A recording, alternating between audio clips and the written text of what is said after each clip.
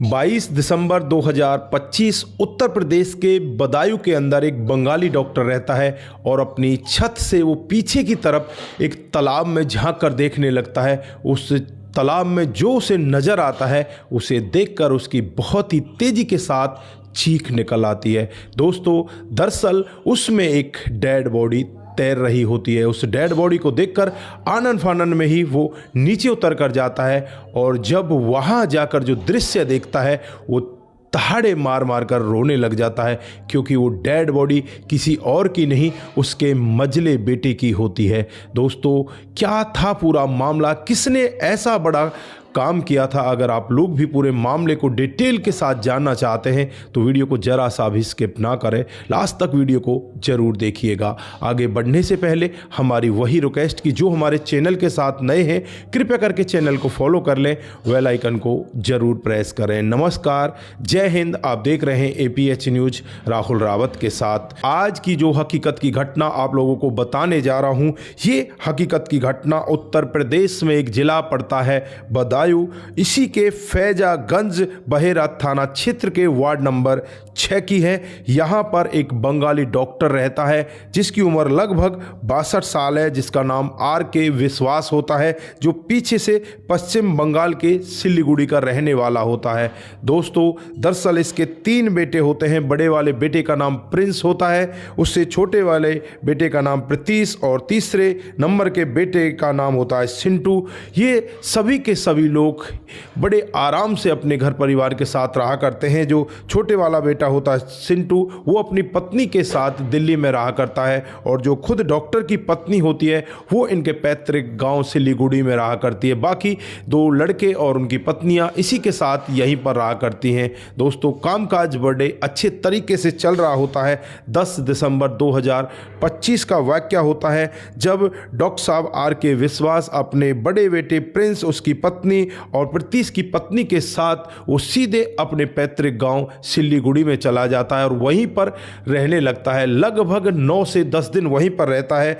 20 दिसंबर 2025 को जैसे ही वो वापस अपने घर पर आता है तो यहाँ पर उसे प्रतीश कहीं भी दिखाई नहीं देता, ना ही उसका मोबाइल मिल रहा था। अब यहाँ पिता को बहुत ज़्यादा चिंता होने लगती है। पिता बार बार फ़ोन करते हैं लेकिन कहीं से भी कोई फ़ोन दिखाई नहीं देता।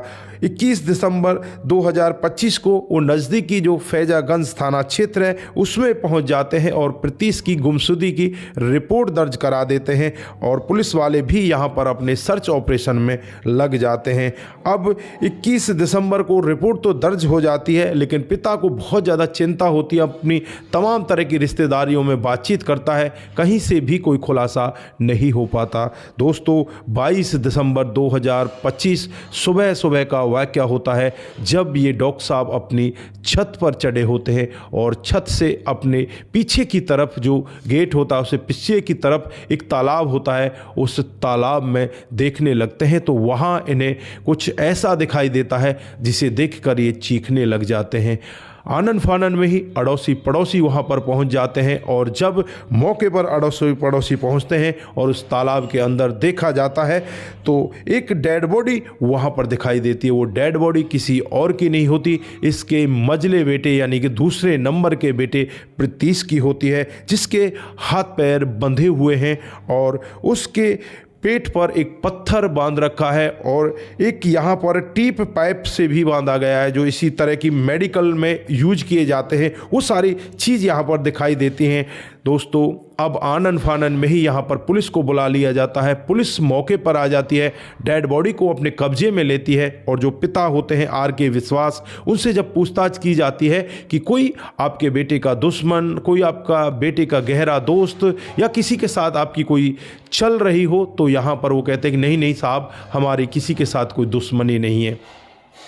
पुलिस अब इस डेड बॉडी को उठाकर पोस्टमार्टम के लिए भेज देती है और जब पोस्टमार्टम की रिपोर्ट आती है तो उस रिपोर्ट को देखकर हर कोई व्यक्ति चौंक जाता है। पोस्टमार्टम की रिपोर्ट में पता चलता है कि इसके ऊपर तेज़धार हथियार से वार किया गया है और इसे एनोस्थेसिया का इंजेक्शन भी लगाया गया है। सारा काम ऐसा दिखाई दे रहा है कि जो मेडिकल की लाइन वाले बंदे ने किया हो।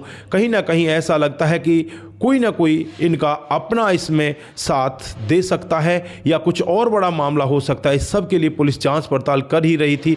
तब यहाँ पर आसपास के लोगों से जब पता करती है तो पता चलता है कि इनका जो बड़ा वाला बेटा है प्रिंस, उसकी भी अनबन इसके साथ में चल रही थी। कहीं ऐसा मामला ना हो प्रिंस ने कुछ ऐसा काम कर दिया हो। फिर प्रिंस के बारे में जांच पड़ताल लगाई जाती है तो प्रिंस अपने पापा के साथ गया हुआ था।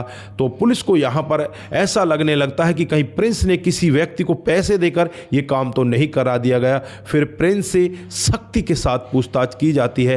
प्रिंस यहाँ पर यही कहता है कि मेरे भाई के साथ अनबन तो जरूर चल रही थी, लेकिन साहब मैं अपने भाई के साथ ऐसा नहीं कर सकता, मैंने ऐसा बिल्कुल भी नहीं किया। अब यहां पर पुलिस दूसरे तरीके से जांच पड़ताल करने लगती है। फिर से जो पिता होते हैं आर के विश्वास, उनसे पूछताछ की जाती है तो आर के विश्वास बताते हैं कि आज से 6 महीने पहले हमारे यहां एक कंपाउंडर काम किया करता था जिसका नाम आसिफ होता है, जो पश्चिम बंगाल के नदिया गांव का रहने वाला होता है और जो यहीं डाबरी में रहा करता है।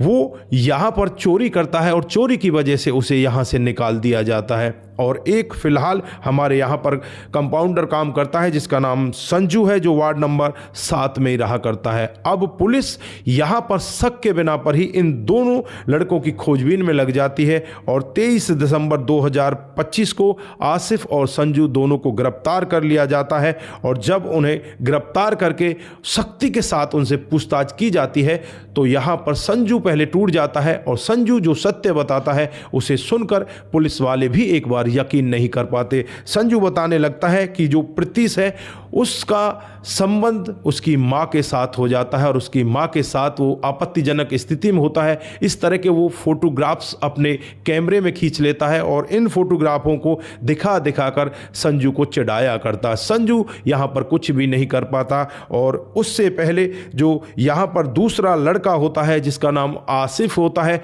उसे यहाँ पर चोरी का बहाना लगाकर निकाला गया था, जबकि ये हकीकत नहीं थी क्योंकि आसिफ यहाँ पर चोरी नहीं किया था। वो यहाँ पर इनके किसी रिश्तेदार की लड़की से प्यार प्रसंग में होता है और इस सब के लिए इसके ऊपर चोरी का इल्जाम लगाया जाता है और उसे यहाँ से निकाल दिया जाता है। यहाँ पर आसिफ और संजू दोनों के दोनों प्रतीक को रास्ते से हटाने के लिए प्लान बनाने लगते हैं। क्यों ना इसे रास्ते से हटा दिया जाए। इन्हें कोई टाइम ऐसा मिलता ही नहीं, ये टाइम की लगातार खोजबीन में लगे रहते हैं।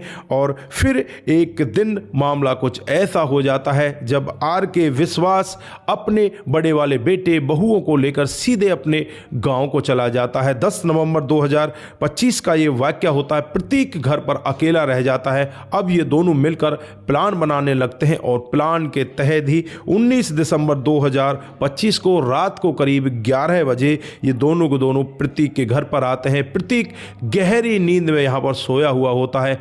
एक तेजधार हथियार से प्रतीक के ऊपर ताबड़तोड़ वार किए जाते हैं जिसकी वजह से प्रतीक की वहीं पर जान चली जाती है। उसके बाद प्रतीक की जो डेड बॉडी होती है उसे वहां से उठाया जाता है, इसके हाथ पैरों को बांधा जाता है और जो टीप पाइप है जो मेडिकल में यूज होती है उससे भी बांधा जाता है और इसके पेट पर एक बहुत भारी पत्थर भी बांध दिया जाता है जिससे कि डेड बॉडी ऊपर ना आए। और फिर इसे उठाकर जो पीछे तालाब होता है उस तालाब की गहराइयों में फेंक दिया जाता है। दोस्तों, यहां से ये दोनों के दोनों ऐसे फरार हो जाते हैं कि मानो इन्होंने कुछ किया ही नहीं और चुपचाप अपने कामकाज में लग जाते हैं। उसके बाद 20 दिसंबर को जब पिता अपने बेटे और बहू के साथ यहाँ आते हैं, देखते हैं कि यहाँ तो हमारा बेटा प्रीतिश है ही नहीं। फिर वो बहुत ज़्यादा चिंता में होते हैं। 21 दिसंबर को नज़दीकी पुलिस स्टेशन में जाते हैं, वहाँ जाकर गुमशुदगी की रिपोर्ट दर्ज कराते हैं और उसके बाद 22 दिसंबर को खुद उनकी आंखों के सामने एक डेड बॉडी तैरती हुई मिलती है।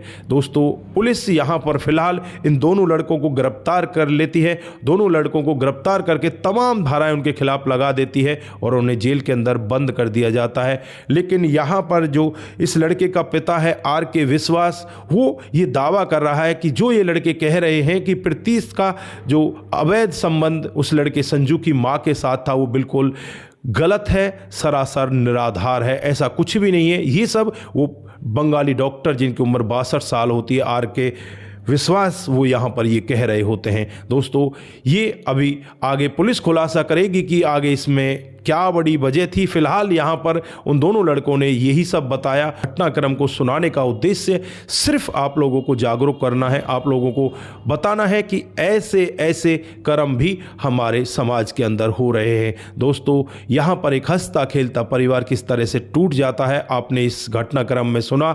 तो दोस्तों, आप सतर्क रहें, सावधान रहें। जिन साथियों ने हमारे पिछली वीडियोज पर कमेंट किए थे उनका नाम हम यहाँ पर बारी बारी से लेने वाले हैं। तो जो सबसे पहला कमेंट आता है कुमार केसी जी का, उसके बाद हरिभजन पांडे जी हमें कमेंट करते हैं, सुरेश नागरा जी हमें कमेंट करते हैं, उसके बाद बीरेंद्र शर्मा जी कमेंट करते हैं, मोनू जैन जी हर दिन की तरह हमें आज भी कमेंट करते हैं, और रघु रावत जी हमें कमेंट करते हैं, राजेश अरोरा जी हमें कमेंट करते हैं, कुमार केसी जी, राम गोसाई जी, और उसके साथ हमें जो पंजाब के रहने वाले हैं हरविंदर कौर, वो भी हमें कमेंट करते हैं। आपका बहुत बहुत धन्यवाद। आप सभी लोग इसी तरह से हमारे साथ में कमेंट करते रहें, इसी तरह से आप सभी लोग हमारे साथ बने रहें। आप सभी का दिल की गहराइयों से बहुत बहुत धन्यवाद। नमस्कार, जय हिंद, जय भारत।